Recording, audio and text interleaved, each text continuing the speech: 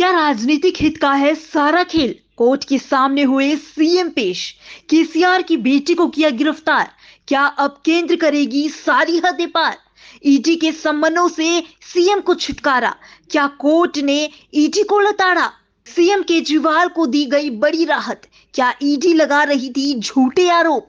दिल्ली आबकारी नीति मामले में शनिवार को दिल्ली के मुख्यमंत्री अरविंद केजरीवाल को मिली बड़ी राहत। आखिरकार सम्मनों को ठुकराने के बाद राउस एवेन्यू कोर्ट पहुंचे सीएम केजरीवाल को बड़ी राहत देखने को मिल रही है, जहां कथित शराब घोटाले से जुड़े मामले में कोर्ट के सामने पहली बार पेश होने के बाद उन्हें जमानत दे दी गई है। सीएम को ईडी के सम्मन मामले में जमानत मिल गई है। लगातार सीएम को ईडी की ओर से सामने पेश होने के सम्मन जारी किए जा रहे थे।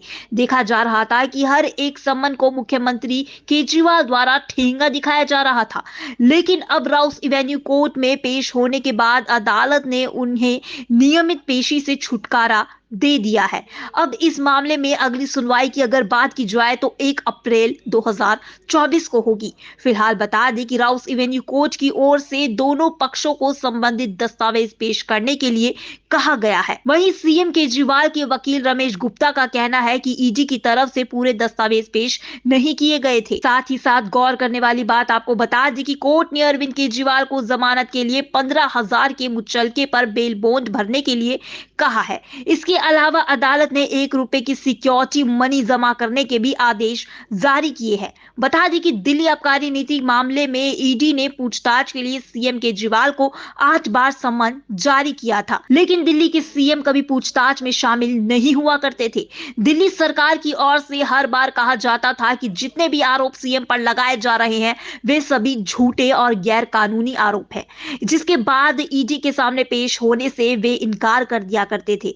मुख्यमंत्री ने करीब 8 सम्मनों को ठुकराया है और सामने पेश होने से इनकार किया है, लेकिन अब इन सभी चीजों से परेशान होने के बाद केंद्रीय जांच एजेंसी ने राउस एवेन्यू कोर्ट का दरवाजा खटखटाया और याचिका दाखिल की। लेकिन दिल्ली विधानसभा में बजट सेशन और साथ ही साथ विश्वास प्रस्ताव पर चर्चा के चलते 14 फरवरी को सीएम वर्चुअली मोड में अदालत के सामने पेश हुए थे, जिसके बाद अदालत ने अगली सुनवाई के लिए 16 मार्च की तारीख तय की थी। इस बीच अब ईडी ने पूछताछ में शामिल होने के लिए सीएम को 6ठी, 7वीं और 8वीं बार भी सम्मन जारी किए थे, लेकिन हर बार सीएम ईडी के सम्मनों को गैर कानूनी बताते थे और पूछताछ में शामिल नहीं होते थे। दिल्ली आबकारी नीति मामले में ईडी ने दिल्ली के सीएम को 8 बार सम्मन भेजा है।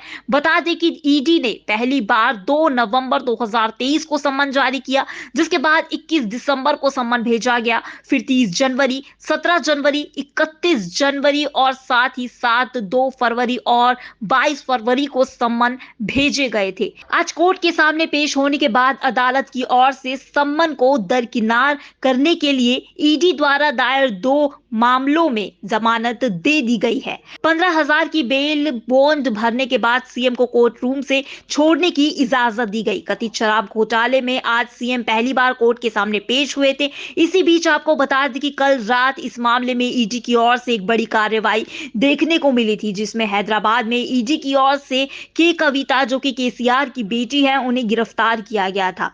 उनके घर पर भी छापेमारी की गई थी और अब सीएम को जमानत मिलने के बाद के कविता के भी कई बयान सामने आ रहे हैं, जिसमें वे कहती है कि मेरी गिरफ्तारी अवैध है और इनकी गिरफ्तारी पर राजद सांसद मनोज झा ने कहा कि देश में कोई भी ऐसा नेता या दल नहीं बचा है जिस पर दबिश ना की जा रही हो। केंद्र पर सवाल दागते हुए वो कहते हैं कि भाजपा अपनी राजनीतिक सीमाओं के लिए किसी भी हद को पार कर सकती है। बहरहाल आपका क्या कहना है इस खबर पर, यह हमें कमेंट बॉक्स में जरूर बताओ और ऐसी तमाम बड़ी खबरों के लिए अभी चैनल को सब्सक्राइब करें।